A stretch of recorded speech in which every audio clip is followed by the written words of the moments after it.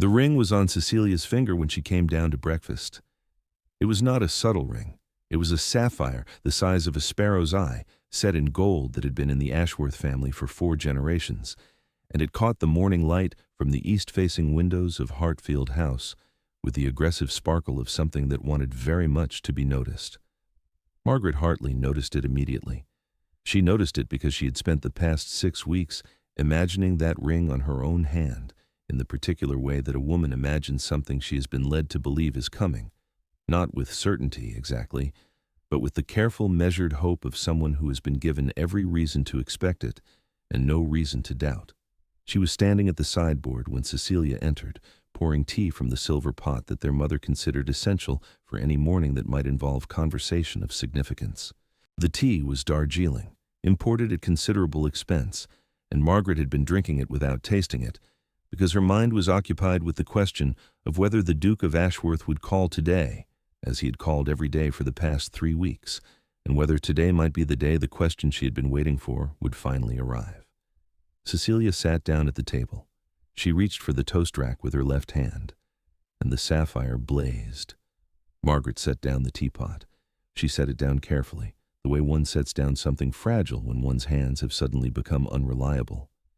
She looked at the ring. She looked at her sister. She looked at Cecilia's face, which was arranged in the particular expression of a woman who is attempting to appear casual about something she is deeply pleased about, and who is failing at the attempt because her eyes kept darting to Margaret's face to gauge the reaction. "That ring," Margaret said. Her voice came out very even, surprisingly even, considering. "Yes," Cecilia said. She held up her hand, turning it slightly so the sapphire caught another angle of light. "The Duke proposed last night, after dinner, in the garden." She paused. "He asked Papa first, of course. Papa gave his blessing." Margaret stood very still at the sideboard. The Darjeeling cooled in its cup. The morning light continued to stream through the east-facing windows with the cheerful indifference of light that does not know it is illuminating a catastrophe. "Last night," Margaret repeated, "after dinner." "Yes, while you were reading in your room. He stayed late. You know how he and Papa talk. And then he asked me to walk in the garden, and he proposed by the sundial." Cecilia smiled. It was a real smile, bright and unguarded, and it made Margaret's chest hurt in a way that was physical, specific, and entirely new. "He said he had been thinking about it for weeks." Weeks. Margaret had been receiving the Duke of Ashworth in the morning room for 3 weeks. She had poured his tea. She had discussed poetry with him. He preferred Pope, she preferred Cowper. They had agreed to disagree with the kind of intellectual pleasure that came from finding someone who could hold their own in an argument. She had walked with him in the garden, the same garden, presumably, where he had proposed to Cecilia, and they had talked about estate management and tenant relations and the particular challenges of managing a household during wartime, subjects that most men considered inappropriate for women and that the Duke had discussed with her as though her opinions were not merely welcome but necessary. She had, in the careful and measured way that Margaret Hartley did everything, allowed herself to believe that these visits were for her. She had been wrong. The visits had been for Cecilia. Beautiful, bright, uncomplicated Cecilia, who was 2 years younger and 4 inches shorter, and who laughed easily and danced well, and who had never, in her 20 years of life, expressed a single opinion about tenant relations or estate management or anything more complex than which ribbon complemented her complexion. Cecilia, who entered rooms like sunlight and who made everyone she spoke to feel as though they were the most interesting person she had encountered that day. Cecilia, who had once asked Margaret why she read so many books about agriculture, and then, without waiting for the answer, had wandered off to practice a new piece on the pianoforte, her fingers moving over the keys with the effortless grace that characterized everything she did. Margaret loved her sister. This was the thing that made the situation unbearable rather than merely painful. If Cecilia had been cruel or petty, or the kind of sister who took things deliberately, Margaret could have retreated into righteous indignation and nursed her wound with the satisfying certainty that she had been wronged. But Cecilia had not taken the Duke from Margaret. Cecilia had simply been herself, warm and beautiful and easy to love, and the Duke had responded to that the way most people responded to Cecilia, which was with immediate and uncomplicated affection. The Duke had been sitting in Margaret's morning room, drinking Margaret's tea, discussing Margaret's preferred subjects, and all the while he had been looking at Cecilia. Margaret had not seen it. She had not seen it because she had been too busy being interesting and too busy being hopeful and too busy pouring tea to notice that the Duke's eyes, when they moved around the room during their conversations, always found Cecilia first, always paused on Cecilia's face, always returned to Cecilia's laugh the way a compass needle returns to north, not with effort, but with the quiet, inevitable certainty of something that has found the direction it was always going to point. "Margaret?" Cecilia's voice broke through the silence. "Are you not going to say anything?" Margaret looked at her sister. She looked at the sapphire on her sister's hand. She looked at the toast growing cold on the rack and the tea growing cold in the pot and the morning continuing around her as though nothing of significance had happened, when in fact everything of significance had happened, and she had somehow been the last person in her own house to know about it. "Congratulations," Margaret said. Her voice was steady. "I'm very happy for you." She picked up her teacup. She carried it to the table. She sat down across from her sister. She drank her tea. She ate her toast. She asked appropriate questions about the proposal. Was it romantic? Was the Duke nervous? Had Cecilia expected it? And she listened to the answers with the attentive composure of a woman who had spent her entire life learning to manage her expressions in rooms where her feelings were inconvenient. She did not cry. She did not leave the table. She did not do anything in that breakfast room that would give Cecilia or their mother or anyone else the slightest indication that Margaret Hartley had just had her heart broken by a sapphire ring on her sister's finger at 8 o'clock in the morning on a Tuesday in April. Their mother arrived at breakfast 20 minutes later in a state of barely contained excitement that suggested she had been informed of the engagement before Margaret. This was confirmed when she swept into the room, kissed Cecilia on both cheeks, and declared that the Duke of Ashworth was the finest match in the county, and that they must begin planning immediately, as a June wedding would require considerable preparation, and she intended the event to reflect the full significance of the alliance. "Margaret, you will help with the arrangements, of course," their mother said, turning to her elder daughter with the brisk efficiency of a woman who had already assigned roles in her head. "Cecilia will need guidance on household management before the wedding. You are the most capable person I know when it comes to domestic organization. The Duke will be fortunate to have you as a sister." Margaret set down her tea. "Of course, Mama," she said. "I'm happy to help." She excused herself after breakfast and went to her room. She closed the door. She sat on the edge of her bed, and she allowed herself, for the space of 5 minutes, to feel what she had been suppressing since the moment she saw the sapphire on Cecilia's finger. It was not anger. Margaret Hartley was not, by nature, an angry person. It was not jealousy exactly, though jealousy was part of it, the sharp, specific pain of watching something you wanted given to someone else. What it was, more than anything, was the profound, disorienting grief of a woman who had believed she was being seen and had discovered she was invisible. She had been in the room. She had been pouring the tea. She had been the one engaging the Duke in conversation, the one whose mind he seemed to value, the one whose company he seemed to seek. And none of it had mattered. None of it had been for her. She had been a comfortable chair in a room whose real attraction was the view from the window. 5 minutes. She allowed herself 5 minutes of sitting on the edge of her bed in the morning light, feeling the full weight of the humiliation and the loss and the particular cruelty of discovering that you are not the protagonist of a story you believed you were telling. And then she stood up. She washed her face. She changed into a walking dress, and she went downstairs to begin helping Cecilia plan a wedding to the man Margaret had been falling in love with for 3 weeks. The weeks that followed were an exercise in the kind of endurance that does not announce itself as heroic because it takes place in domestic spaces and involves decisions about table linens and flower arrangements rather than battles and last stands. Margaret organized the guest list because Cecilia did not know half the families in the county well enough to rank them by social precedence. Margaret corresponded with the vicar about the ceremony because Cecilia found the vicar's wife tedious and could not sustain a conversation with her for more than 4 minutes. Margaret consulted with the housekeeper about the wedding breakfast because Cecilia had never in her life thought about how many dishes constituted an appropriate meal for 200 guests.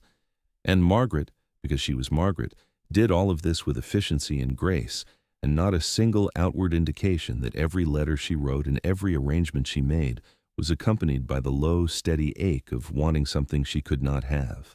The Duke called regularly during this period. He came to Hartfield House 2 or 3 times a week, ostensibly to discuss wedding arrangements with Cecilia and her parents, but the conversations inevitably drifted. The Duke would sit in the morning room, Margaret's morning room, though she had stopped thinking of it that way, and Cecilia would talk brightly about dresses and guests and the color of the table flowers, and then there would be a pause, and the Duke would turn to Margaret and ask about the estate boundary dispute she had mentioned the previous week, or the new irrigation proposal she had been reading about, or whether she had finished the volume of Pope she had borrowed from his library. And Margaret would answer. She would answer because she could not help answering, because the questions were interesting, and because the Duke asked them with genuine curiosity, and because her mind, which was her greatest asset and her greatest liability, could not resist the opportunity to engage with someone who wanted to hear what she thought. These conversations were, she understood with painful clarity, the most intellectually stimulating interactions of her life. They were also the cruelest, because they confirmed what she already knew, that the Duke valued her mind, respected her opinions, sought her conversation, and had chosen, despite all of this, to marry her sister. He had chosen beauty over brilliance. He had chosen ease over engagement. He had chosen the woman who laughed at his jokes over the woman who challenged his thinking. And Margaret could not even blame him for it, because Cecilia was not merely beautiful, she was kind and warm and genuine in her affections. And if she did not possess Margaret's intellectual depth, she possessed something that Margaret, for all her reading and her thinking and her careful management of everything, had never managed to acquire. She possessed the ability to make people feel comfortable, to make them feel seen, to make them feel, in her presence, that they were enough. Margaret made people feel challenged, interesting, perhaps, stimulated, but not comfortable, never comfortable. And comfort, she was learning, was what most people, even most dukes, wanted more than anything else. The crisis came 6 weeks before the wedding. Margaret was in the morning room, alone, reviewing the seating arrangements for the wedding breakfast, when she heard the front door open. It was 9:30 in the evening. Cecilia was at a musical evening at the Dewhursts' house. Her parents had retired early. No visitors were expected. Margaret went to the hallway. The Duke of Ashworth was standing in the entrance, and he looked as though he had not slept. His coat was damp, it had been raining steadily since mid-afternoon, and his cravat was loose, and his hair was disordered in a way that suggested he had been running his hands through it repeatedly, which was a habit Margaret had observed during their conversations, when he was wrestling with a thought he could not quite articulate. "Your Grace," Margaret said, "it is 9:30. "I know," he said. "Is it? I need to speak with you." "Cecilia is at the Dewhursts." "I know," he said again. "I'm not here to speak with Cecilia." Margaret looked at him. She looked at the rain on his coat and the disorder of his hair and the expression on his face, which was not the expression of a man paying a social call, but the expression of a man who had arrived at a conclusion he did not know what to do with.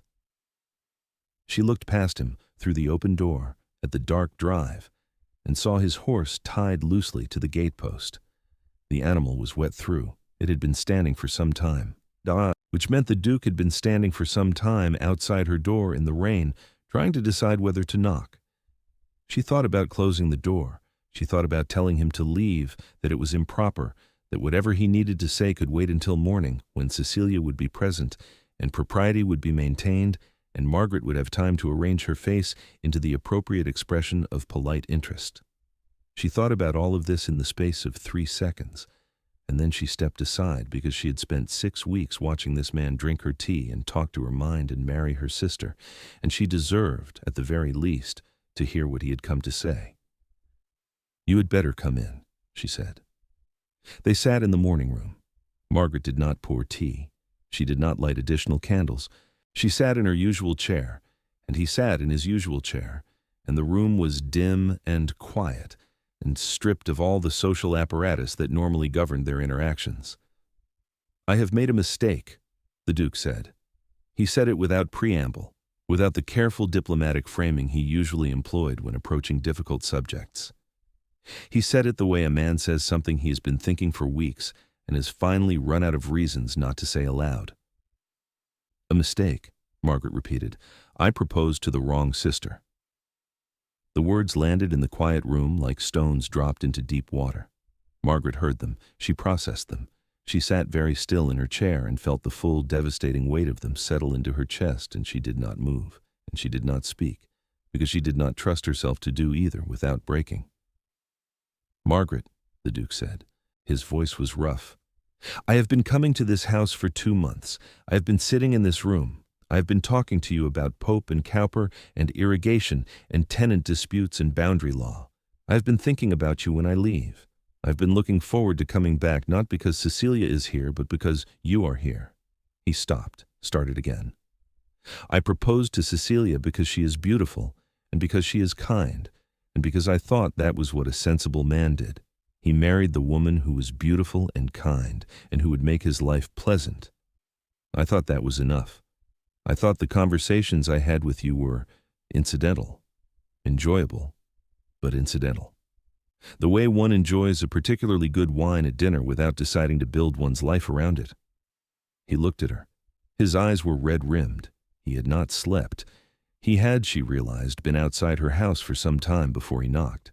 He had been standing in the rain, trying to decide whether to come in. He had been at her door all night. But they are not incidental, he said. They are the only conversations I have ever had that make me feel like I am thinking clearly. You are the only person I have ever met who makes me feel like my mind is being used for its actual purpose rather than for the performance of being a duke. And I have spent the past 6 weeks watching you plan my wedding to your sister with more competence and intelligence and quiet, devastating grace than any person should be required to demonstrate, and I have understood, slowly and with considerable self-reproach, that I have done something unforgivable. Margaret's hands were gripped in her lap so tightly that her knuckles had gone white. She could feel her composure, the composure she had been maintaining for 6 weeks, for 24 years, for her entire life, beginning to fracture in a way that was not controlled and not manageable, and not the kind of fracture she could repair with 5 minutes of sitting on the edge of her bed. What you have done, she said, and her voice came out steady, which was a miracle of will that she would be proud of later, is proposed to my sister. You have asked her to marry you. She has accepted. She loves you, or believes she does, which amounts to the same thing at her age. Our mother has planned the wedding. 200 guests have been invited. The church has been booked. And you are sitting in my morning room at 9:30 in the evening, telling me that you have made a mistake. Yes, the Duke said. That is what I am doing. Then you must unmake it, Margaret said. I cannot, the Duke said. If I break the engagement, I will humiliate Cecilia. I will damage her reputation. I will cause a scandal that will follow your family for years. Then you cannot sit here and tell me this, Margaret said. Her voice cracked. It was the first crack, the first visible evidence of the fracture. And she watched the Duke's face change when he heard it, watched him register for the first time the full scope of what he was doing to her. You cannot sit in my morning room and tell me that you love my mind and my conversation and my quiet, devastating grace while wearing the ring you gave my sister on a chain around your conscience. You cannot give me this and expect me to manage it the way I have managed everything else. I am not that strong, Your Grace. No one is that strong. The Duke leaned forward. His hands were clasped between his knees, and she could see that his knuckles were white, and she understood that this conversation was costing him something too. But she could not, in that moment, find it in herself to care about what it was costing him, because the cost to her was so much greater. He had the luxury of choosing. She had only ever had the luxury of being unchosen. Margaret, I need you to understand. I understand perfectly, she said. You are telling me that you feel something for me. You're telling me this in my own house at night, while my sister, your fiancée, is at a musical evening wearing the ring you put on her finger. You are telling me this because you need me to know, because the knowledge has become too heavy for you to carry alone, and so you have brought it here, to me, so that I can help you carry it, because that is what I do. She was standing now, though she did not remember standing. Do you know what I did this morning? She said. Her voice was no longer steady. I finalized the menu for your wedding breakfast. I selected the flowers for the church. I wrote to your housekeeper about the arrangement of the guest rooms at Ashworth Park.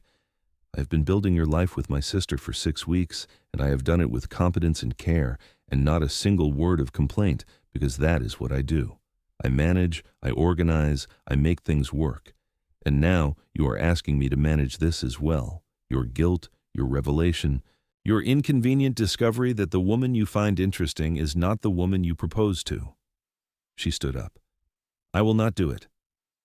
The Duke stood as well. I am not asking you to manage anything. I'm asking you to tell me what to do. What to do? Margaret stared at him. You are a duke. You're 31 years old. You have managed 3 estates and a seat in Parliament, and you are asking me, the woman whose heart you broke over breakfast 6 weeks ago without even knowing you were doing it, to tell you what to do? Yes, he said, because you are the only person I trust to give me an honest answer.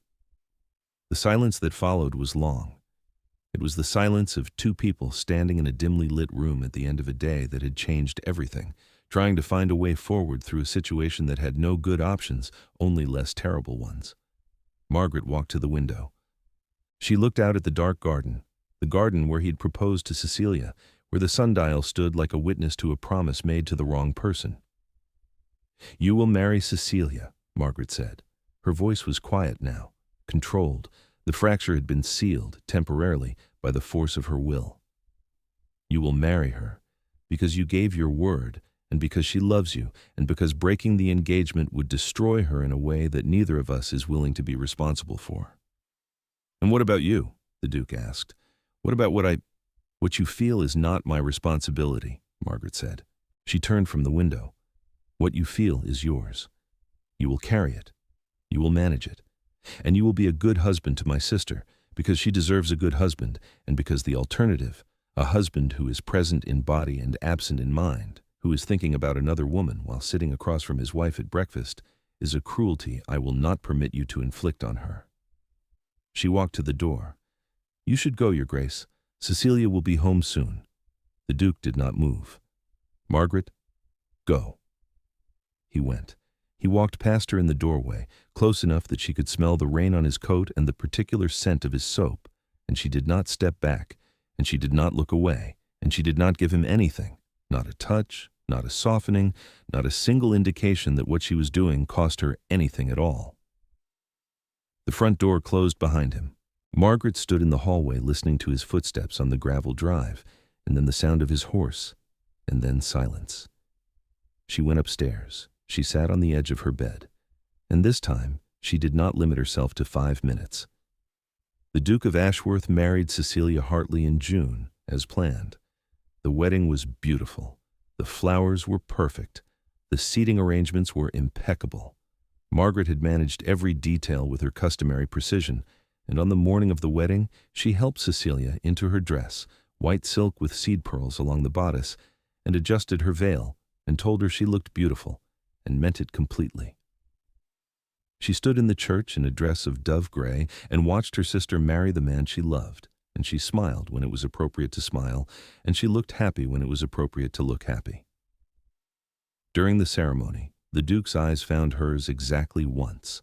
It was during the vows, during the words about honor and devotion and forsaking all others, and the look lasted perhaps 2 seconds, and in those 2 seconds, Margaret saw everything he had told her in the morning room confirmed in his face. She held his gaze. She did not flinch.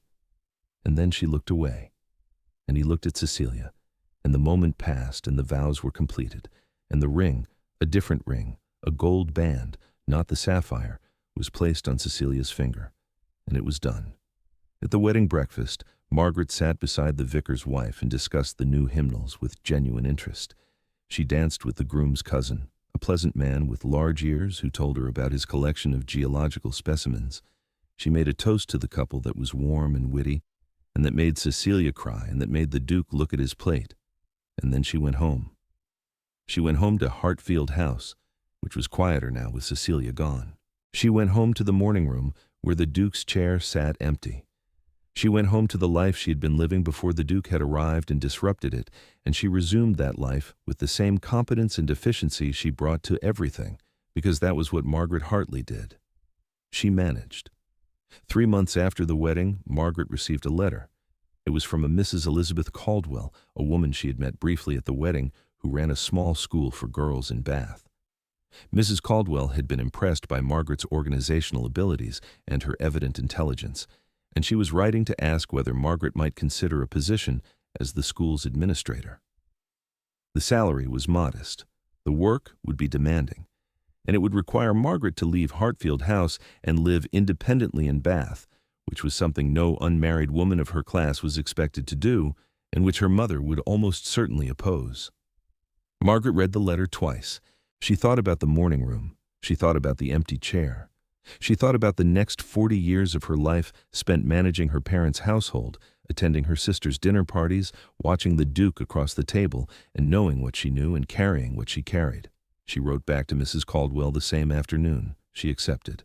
Her mother objected strenuously. She called it inappropriate, impractical, and entirely beneath a woman of Margaret's breeding. She asked what people would think.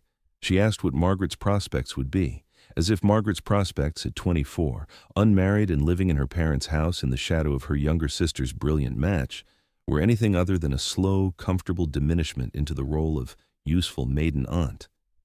Her father, who was quieter than his wife but considerably more observant, did not object. He waited until Margaret's mother had exhausted her arguments and retired to her room with a headache. And then he looked at Margaret across the dinner table with the expression of a man who had been watching his elder daughter carefully for 6 weeks, and who had drawn his own conclusions about the Duke of Ashworth's visits and the particular quality of Margaret's composure at the wedding, and the way she had not cried, not once, through any of it. "I think Bath will suit you very well, my dear," he said. He said it with the careful gentleness of a man who had, perhaps, noticed more than Margaret had given him credit for. He reached across the table and covered her hand with his briefly. "You have been brave," he said. "I do not think anyone in this house has been sufficiently aware of how brave." Margaret looked at her father. She opened her mouth to say something. She was not sure what. Perhaps thank you. Perhaps I am not brave. Perhaps I am simply very tired of being the person who manages everything. But what came out instead was a sound that was not quite a word, and her father squeezed her hand, and they sat in the dining room in silence until the candles burned low. Margaret moved to Bath in October. She took up her position at Mrs. Caldwell's school. She discovered, within the first month, that she had a gift for teaching, not in the classroom, which she left to the tutors, but in the broader work of shaping a curriculum, managing staff, creating an environment in which girls were encouraged to think as well as to embroider. The school grew under her management. Enrollment doubled within 2 years. Margaret introduced classes in mathematics and natural philosophy alongside the traditional subjects, and when parents objected, she met with them personally and explained with the same calm, logical precision she had once used to discuss irrigation with the Duke, why their daughters' minds deserved the same cultivation as their manners. She was good at this. She was, in fact, exceptional at it. The girls responded to her with a mixture of respect and genuine affection that surprised her, because she had always believed that her manner, direct, intellectual, unyielding in her expectations, would intimidate rather than inspire. But it turned out that girls who had spent their entire lives being told to be decorative and agreeable were hungry for someone who expected them to be capable and thoughtful instead. They sought her out. They asked her questions about mathematics and science and history, not because they were required to, but because they wanted to understand. And Margaret answered every question with the same serious attention she had once given to conversations about Pope and Cowper in a morning room in Hertfordshire. She made friends, not the polite, surface-level friendships of county society, but genuine connections with women who valued her mind and her company, and who did not find her intensity exhausting but invigorating. Mrs. Caldwell became a confidant. Miss Jameson, the mathematics tutor, became a walking companion. And Margaret discovered, to her considerable surprise, that she was capable of being comfortable, of making other people comfortable, when she was in an environment that valued what she had to offer rather than wishing she would offer something else. And in the work of building something that mattered, something that was hers, that bore the stamp of her intelligence and her will, she found a kind of fulfillment that was different from love, but no less real. The Duke and Cecilia visited once during their second year of marriage. Cecilia was pregnant with their first child, glowing with the particular radiance of a woman whose life had unfolded exactly as she had hoped. The Duke was attentive and kind and clearly devoted to his wife, and when he greeted Margaret in the school's parlor, his expression was carefully pleasant and revealed nothing. They talked about the school. They talked about the baby. They did not talk about the morning room or the rain-soaked evening or the conversation that had taken place in the dark. But when Cecilia excused herself to use the retiring room and Margaret and the Duke were alone for 30 seconds, he said very quietly, "You were right." "About what?" Margaret asked. "About everything." A pause. "I'm a good husband to her. I try every day." "I know," Margaret said. "She tells me in her letters." "And you?" he asked. His voice was careful. "Are you—" "I'm exactly where I should be," Margaret said, and she meant it, not without sadness, not without the low, persistent ache that she suspected would be with her, in some form, for the rest of her life, but with the clarity of a woman who had looked at her options, love without partnership or purpose without love, and had chosen the one she could build a life on. The Duke nodded. Cecilia returned. They finished their tea. They left, and Margaret went back to her office, where the enrollment figures for the autumn term were waiting, and the applications from 3 new tutors needed reviewing, and the letter from a father in Bristol who wanted to know whether his daughter could study Latin as well as French required a response. She picked up her pen. She began to write. The work was good. The work was hers. And in the particular satisfaction of building something that would outlast her, Margaret Hartley found, if not happiness exactly, then something close to it, something steady and useful and entirely her own. Some women, she had learned, were not the protagonists of love stories. Some women were the protagonists of other kinds of stories, stories about work and will and the quiet, relentless refusal to be diminished by disappointment. Those stories were less romantic. They did not end with sapphire rings and moonlit proposals in gardens. But they were, Margaret thought, as she looked up from her desk at the school she had built, no less valuable for their quietness, and no less brave.